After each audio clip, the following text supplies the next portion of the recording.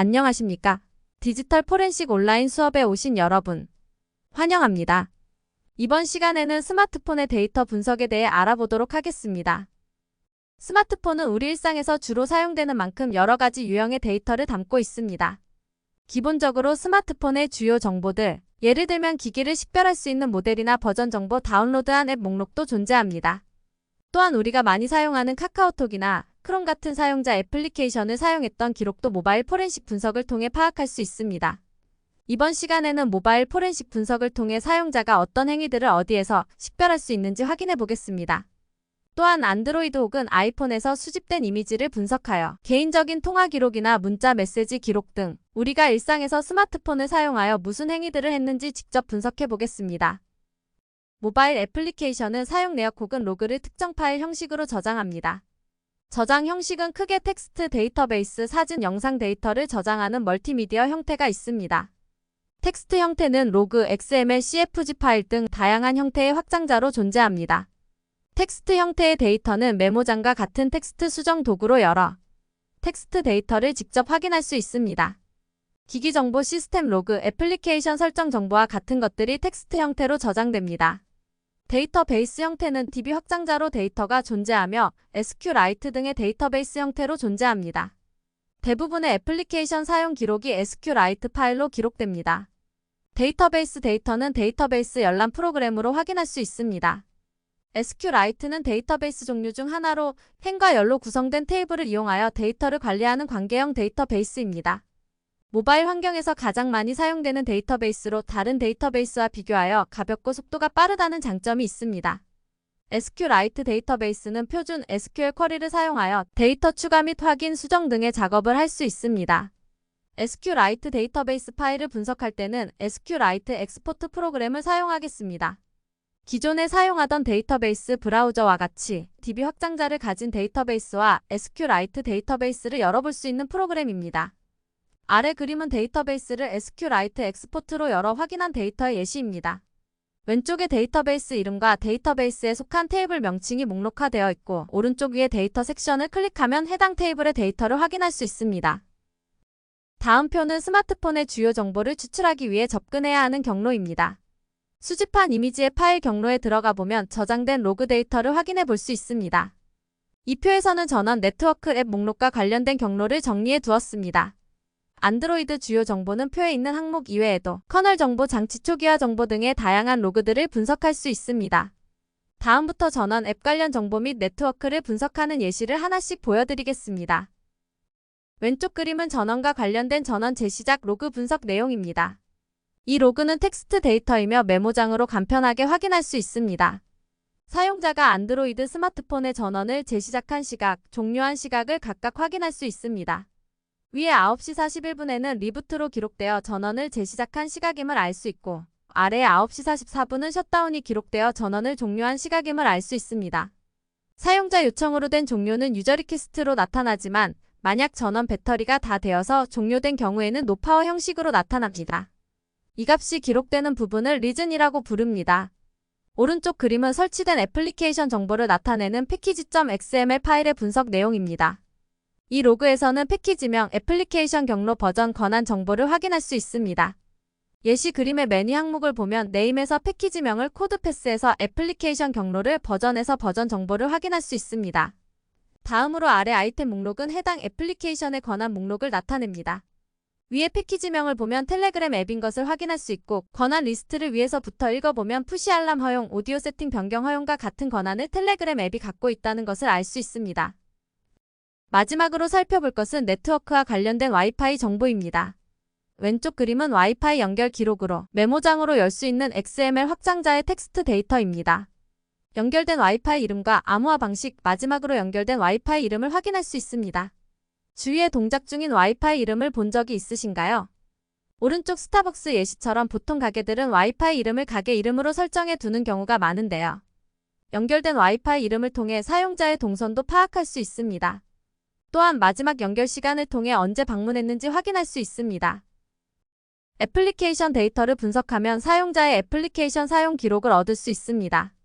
아래표는 안드로이드 폰에 설치된 기본 애플리케이션으로 데이터를 추출하기 위해 접근해야 하는 경로입니다. 수집한 이미지의 파일 경로나 이름을 참고해서 찾아보면 표에 저장된 정보와 동일함을 확인해 볼 수 있을 겁니다. 이외에도 메모, 카카오톡, 사진, 지도 등과 같이 스마트폰에 설치되는 다양한 애플리케이션의 데이터를 분석할 수 있습니다. 다음 장에서는 연락처, 통화기록 관련 정보들을 분석하는 예시를 하나씩 보여드리겠습니다. 해당 정보들은 데이터베이스 형태로 SQLite 엑스포트를 이용하여 분석할 수 있습니다. 왼쪽 그림 예시는 연락처와 관련된 컨택트 eDB의 분석 내용입니다. 이 데이터는 데이터베이스 형식으로 되어 있고 데이터 테이블에 사용자가 저장한 연락처가 있습니다.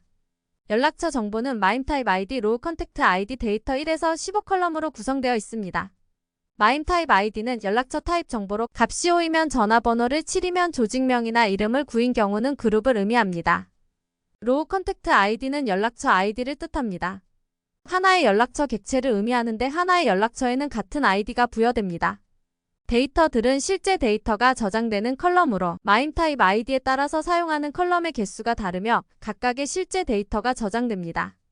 오른쪽 그림 예시는 통화 기록과 관련된 데이터베이스 분석 내용입니다.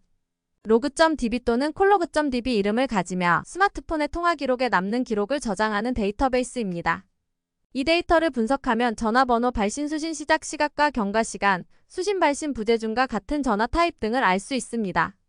각 컬럼은 직관적으로 구성되어 있어 넘버는 전화번호를, 데이터는 발신, 수신 시작 시간을, 두레이션은 발신, 수신 경과 시간을, 타입은 수신 발신 부재중 전화를 저장합니다. 이번에는 스마트 스위치로 획득한 안드로이드 이미지를 분석해 보겠습니다. 백업할 때 CSV 형식으로 저장을 체크하면 추출한 파일들을 CSV 형식의 데이터로 변환하여 저장해 줍니다.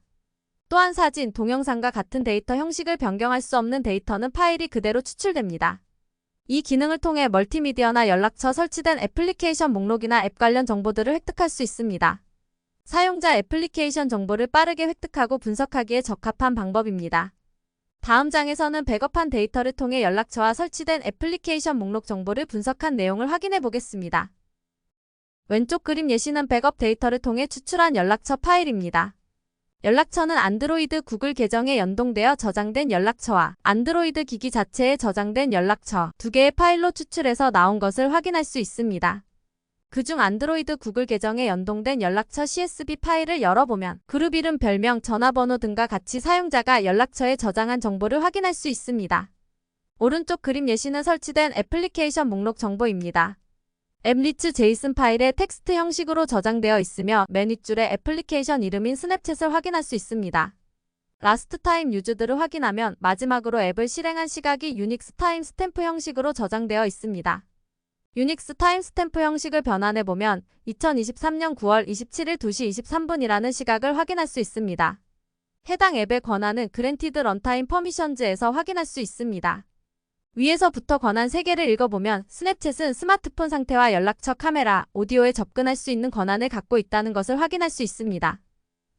스마트폰은 안드로이드뿐만 아니라 아이폰에 내장되어 있는 iOS 운영체제도 존재합니다. 이제부터 iOS 데이터를 분석해 보겠습니다. iOS 또한 안드로이드처럼 시스템 설정 정보, 애플리케이션 정보 등을 여러 가지 형태로 저장합니다. 안드로이드에서 사용하던 데이터 형식에 더하여 P-리스트 형식을 주요하게 분석해야 합니다. P-리스트는 애플 기반의 시스템에서는 객체 직렬화를 위해 사용하는 파일 형식이며 저장 형태는 텍스트 또는 바이너리로 두 가지가 존재합니다.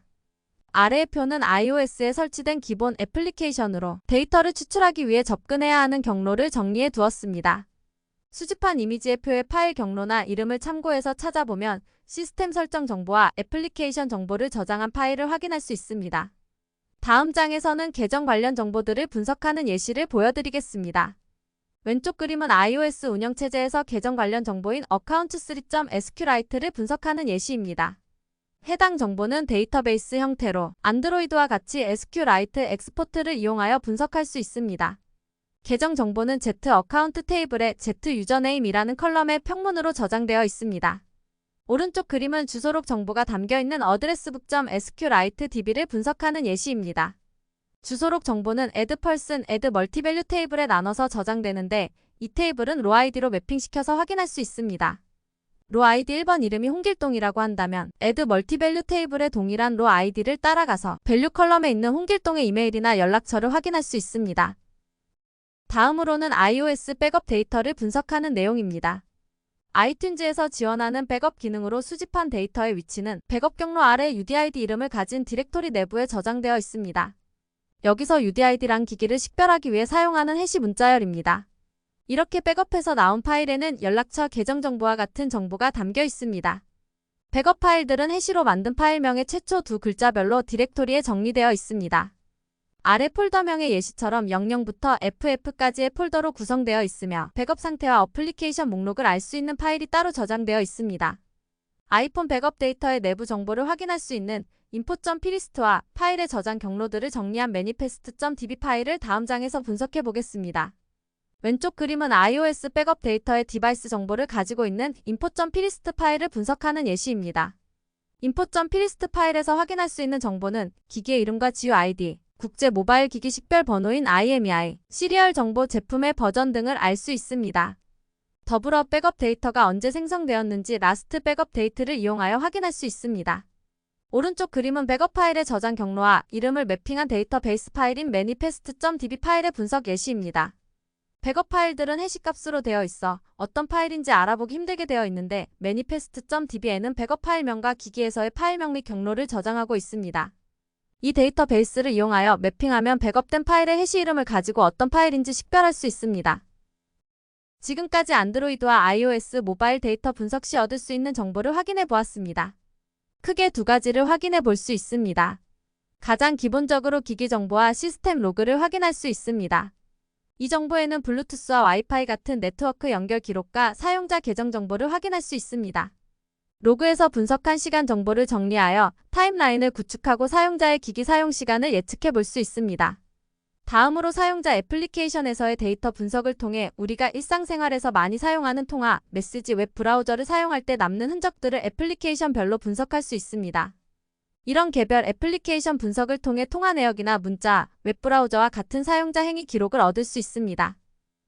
감사합니다.